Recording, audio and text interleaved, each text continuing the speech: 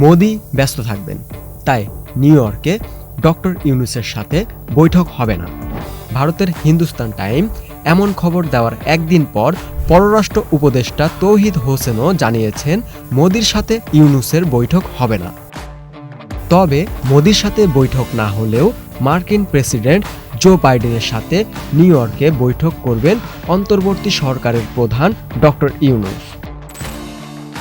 গত ৩ দশকে জাতিসংঘ সাধারণ পরিষদের অধিবেশনের ফাঁকে বাংলাদেশের কোনো রাষ্ট্র বা সরকার প্রধানের সঙ্গে মার্কিন প্রেসিডেন্টের সাথে কোনো বৈঠকের নাজির নেই, কিন্তু এবার হচ্ছে।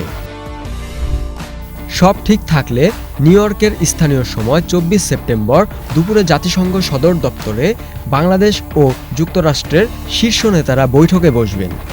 এজন্য ২৪ সেপ্টেম্বরের পরিবর্তে ডক্টর ইউনূস ২৩ সেপ্টেম্বরে নিউ ইয়র্কের উদ্দেশ্যে রওনা হচ্ছেন।